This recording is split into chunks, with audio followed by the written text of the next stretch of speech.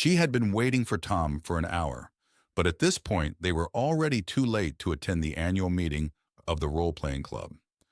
Outside, the snowstorm that had immobilized Boston and its suburbs had resumed with renewed vigor. Disappointed, Suzanne settled down lazily on her sofa, pushing away with her foot a tablet and last night's box of Chinese food. Lee, her roommate's cat, slid from beneath the hoodie where he had taken up residence for the afternoon and sat on her stomach with a purr. There was nothing interesting on TV.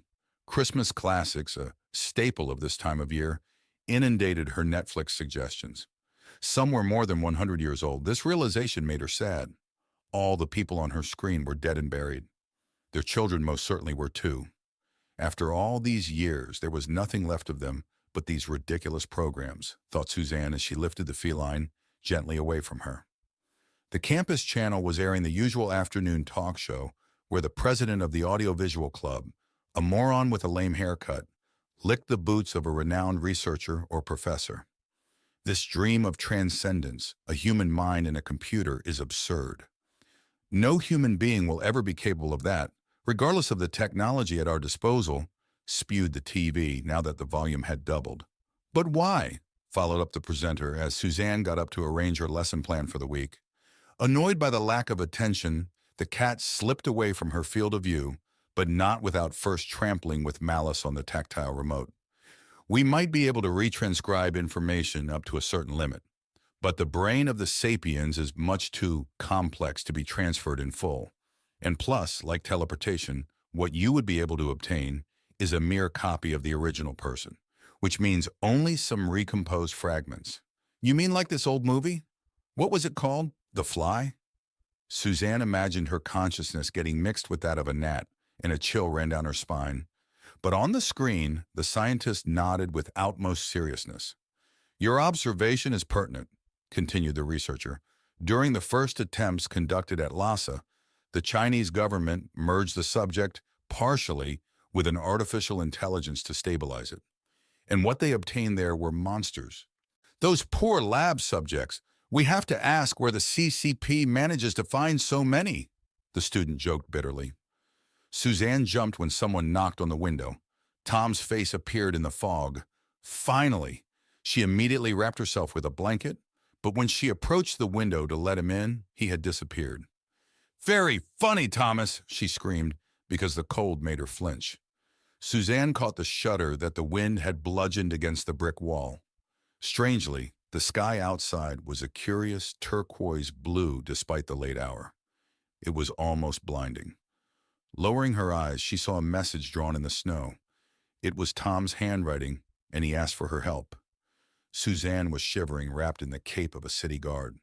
She didn't know if the man was a friend or an enemy, because until now he had remained silent. She didn't know where Errol was and where they were headed so rapidly on what she believes to be a horse. Little Octave was dead. That was her only certainty. She remembered her last conversation with him. Be careful with Errol, he had said before climbing the steps quietly. If only the archaeologists were her sole problem. She thought back to those crazy figures who had ambushed them at the university. This Inquisition bore a symbol she had already seen in the past, and that young woman with mirror-like eyes who had read straight through her. She could feel the nun rummaging through her mind, scanning her most intimate memories. She reminded Suzanne of those pirates who were capable of probing the virtual world beneath the net. With a muffled cry, the curious mount suddenly stopped its course for the first time since they had left the gardens, and when they removed the hood that covered her head, Suzanne was blown away. It took her a few seconds to get used to the light that emanated from a large red neon sign. Bright flashes of light flew around her like sirens. Night had fallen. A man in a gilded helmet took her in his arms. From afar, she could hear Errol's voice and other cackling sounds coming from some gigantic birds and their beating wings. Someone ordered in Italian that a gate be closed, and the loud sound of iron slamming against stone resonated in the air. The man carrying her climbed an interminable staircase before laying her down onto a flat and soft surface. It was a bed. A little bit later, she felt Errol's presence.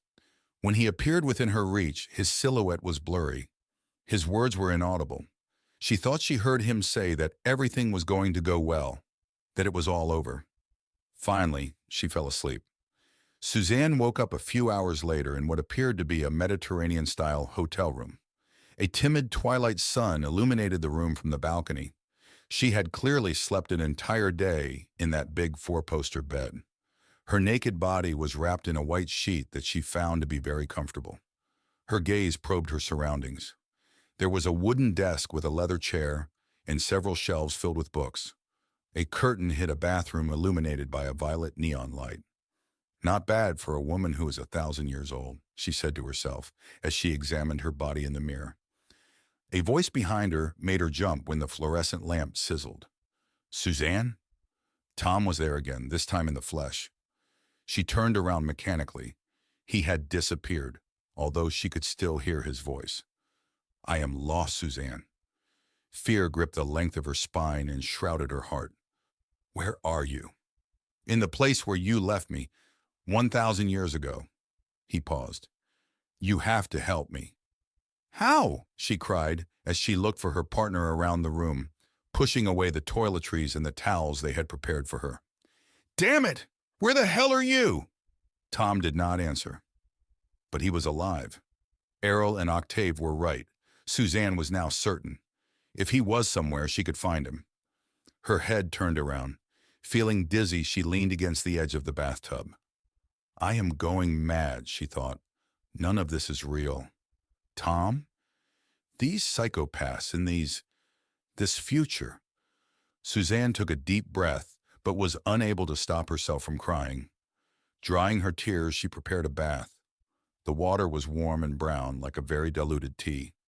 Talking about the future, being able to plunge her head under the water gave her the reinvigorating sensation of being reborn. After drying herself off, she put on the garments that had been left out for her on a wooden trunk at the foot of the bed, a simple matte tunic and a synthetic pair of pants. The boots were unfortunately too small and crushed her toes. Never mind, she would explore the premises barefoot. Suzanne rushed down the stairs of fused iron and arrived in a long corridor that had been painted red. She followed the corridor, but didn't come across anyone until she gained access to a circular balcony that stood over an internal courtyard where a jet of water that smelled of lavender flowed at the center of a carved fountain adorned with carefully decorated stones. The fountain was surrounded by granite benches, sheltered by olive trees with pink leaves. Just below, several women, dressed nicely in almost transparent silk outfits, were chatting near a pedestal table. A man wearing a simple skin tabard was bringing them to drink in refined cocktail glasses. The young woman climbed down the stairs to join them. She hoped they might be able to guide her towards Errol when he suddenly erupted from one of the rooms at the foot of the staircase. Judging from the sounds emanating from this room, it must be the establishment's kitchen. He was accompanied by a lovely blonde woman. Suzanne, you are finally awake, he exclaimed, visibly surprised to see her before him. How are you feeling? He must have read the hesitation in her gaze, because he gave her an embarrassed smile. She wasn't sure what she was supposed to be feeling. She opted for gratitude. I am doing well. Thank you for pulling me out of that bad situation. Errol dismissed the young woman with golden, almost white hair. Turning to Suzanne again, he took off his glasses. It was the first time she had seen him without them. His eyes were a very light green and bloodshot. Octave's death must have affected him deeply. But she did not let herself be touched by this. Octave's warning resounded in her head. She had to beware of Errol. It was nothing. We both owe our lives to our dear security forces. He had lowered his voice as he spoke with barely concealed sarcasm. Apparently, Errol had a grudge against the city police. They are the ones who brought us here on ostriches. The ladies and the waiter were departing the atrium. Suzanne saw them leave in the direction of a large wooden gate. When the gate opened, she thought she heard music and clamor. Ostriches? Asked the young woman, still looking in the direction of the door. Where are we exactly? Do you know this place? Vaguely, mumbled Errol. Vaguely, squeaked a voice above them. Leaning against the balcony railing that she had left a few moments earlier, a curious figure stared at them from head to toe in disdain. He was wearing light makeup and had extravagant purple hair stuck on his head. A pair of earrings the size of coins adorned his ears.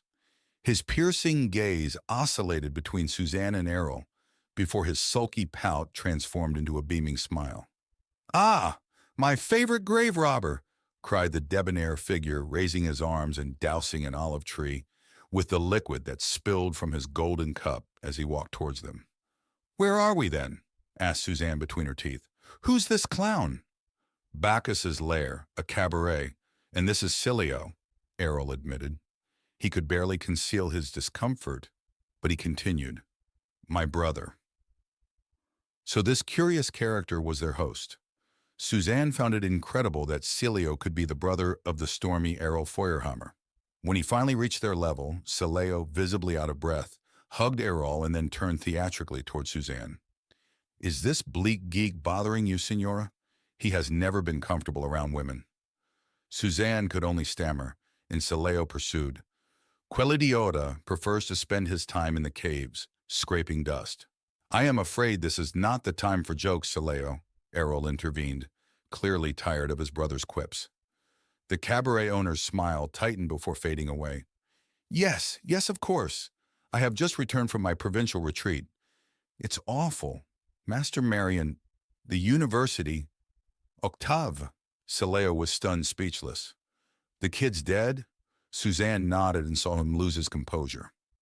Rubbing the back of his head, he invited them to follow him.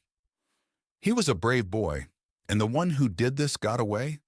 Cilio's tone had changed and his Italian accent disappeared. The frivolous cabaret owner had disappeared behind a cold, hard mask. Octave had told him to beware of Errol. She didn't know if his brother was worthy of her trust. "His executioner was a judge-executor," responded Errol.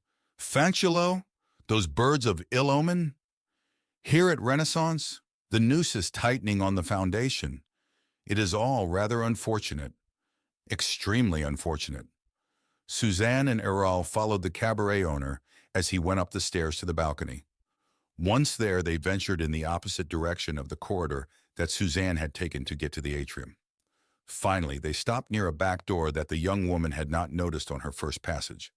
"We are going this way," explained Cilio before leading them through a narrow corridor lit with artificial candles. The owner invited them to enter a discreet living room arranged with sofas, armchairs, and tables. The cabinet overlooked a larger room that was immersed in a soft pink light. He lit several electric chandeliers and invited his guests to sit down. Suzanne settled comfortably in an armchair. A few seconds later, Cilio handed her a cup of fluorescent apricot liquid he had pulled from a barrel hidden in the wall. Errol was offered the same drink before Cilio finally spoke. "It is a special blend from Francie. It resembles the inhabitants of that damn country, acidic and dull," he said before emptying his glass. Errol contented himself with a sip that still managed to turn his face a scarlet red. Prudently, Suzanne tried a small mouthful. A tingling sensation went through her tongue and throat in the places that the drink had grazed. The sensation was strange, as if an army of ants had started dancing in her mouth. Its flavor was definitely a mixture of citrus and antifreeze. It had a terribly chemical aftertaste. "Your friend's palate is less sensitive than yours. Now you've really brought back a Donna of quality," joked Cilio. "I would prefer if we discuss what we need to do next, Cilio," Errol retorted, tapping his glass nervously. You are both safe here. We will talk after you take a hot shower because you stink like a goat, my dear brother. You are going to scare away my customers." Cilio smiled at Suzanne. She wanted to return his smile, but her face felt frozen, heavy. She pressed her thumbs over her eyes. The light blinded her. Suzanne swallowed. She felt herself burning from the inside. A strange snake of fire grabbed her guts as her feelings jumbled in her stomach. Fear gave way to anger and then to joy. The air was both warm and cool, and every time she breathed in, she smelled a different scent. Her heart was pounding. She saw herself again as a child, walking through a forest that had now disappeared, an ice cream between her fingers. Her grandparents walked behind, waving enthusiastically at her. In the distance, the barking of her Labrador echoed between the trunks. Suddenly, She found herself in a cold office, at the top of a tower overlooking a treeless park. In front of her, a man in a gray suit was talking, but she couldn't understand him. The Novan Kamiru has a laboratory in orbit, of course, but it's still not operational. They have encountered nonconformity on several photovoltaic panels. To our great regret, the voice came from another salaryman, also in a gray suit, who was standing against a windowsill that was too small to really let the sunshine through. They had the same hairstyle, the same glasses, and the same monotonous technocratic tone. They looked like clones, perfectly formatted by the corporation. You'll have to make do with the bucolic Swiss mountains for the moment, Miss Courtois, the man at the window continued, pulling his electronic cigarette. We will be able to examine your transfer request at your next annual qualification interview. She remembered calling them all sorts of names, in all types of languages, and slamming the door behind her. She had decided to accept Thomas's proposal. Anyway, she was still stuck in Switzerland. It was not a happy memory. Yet she had a lot of them, and they all resounded violently in her head. Joyeux anniversaire! The voices were distant. Her family. She had been given a telescope for her 12th birthday. Her father and mother came over to drop off a strawberry cake with candles on it. Sileo and Averill's faces appeared behind the colorful flames. Their features were twisted and the timbre of their voices distorted by the crackling of the festive candles. It was as if they were behind an opaque glass. "Oh, mio caro, are you feeling well?" asked Sileo. Suzanne lost herself in a sea of apologies when Averill put a hand on her shoulder. "With everything that has happened, she hasn't eaten anything solid for far too long," he said. "But of course, that's true. My apologies," Sileo exclaimed. They were right. She was starving. The cabaret owner put his hand to his temple, and a couple of servants brought out a tray of food immediately. A neural implant, Suzanne thought as her stomach rumbled. So they still exist. Was the net still active? Perhaps Tom might be able to communicate with her after all, if he was alive. The dish that appeared on the coffee table contained some strangely colored fruit, individually covered in a very thick plastic film. There were also slices of finely cut dried meat. The net must wait, she thought as she felt her stomach grumble. "Take the time to get your fill," continued the master of the house, serving himself another glass. "I'll make sure your makeshift guide takes a shower, and then we can continue this conversation." He insisted once more, "You are perfectly safe here. Buon appetito." Suzanne was not listening to him anymore.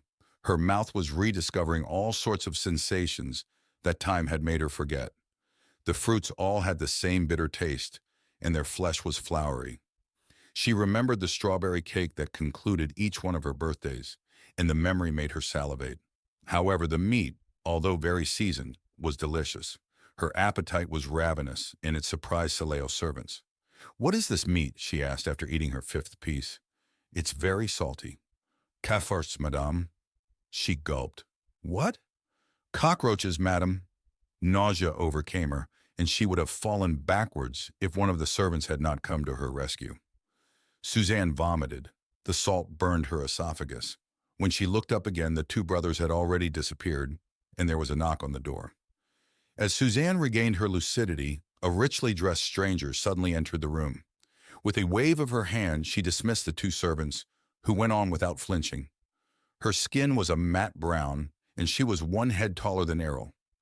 Her almond-shaped gray eyes fell on the young woman who felt like something had pierced her very soul. The visitor's eyes revealed an overwhelming strength of spirit.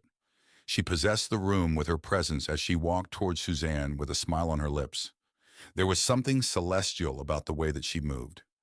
Each step and each gesture were executed with grace and precision. Her voluptuousness was accentuated by the lightness of her clothes. She wore a fine blue dress with golden seams that was completely transparent. The dress hid nothing, not even the many scars that dotted her abdomen. "Sileo has already run off?" Her voice was deep and authoritative. Her belt caught Suzanne's eye. It was adorned with the hollow tree, symbol of this foundation that Averill talks so much about. "Sileo, the brother." "Suzanne, I am Suzanne. They have left. stammered the young woman, attempting a ridiculous curtsy. She didn't even know why. The lady smiled. Strange. It's not like him to leave a pretty lady in the lurch,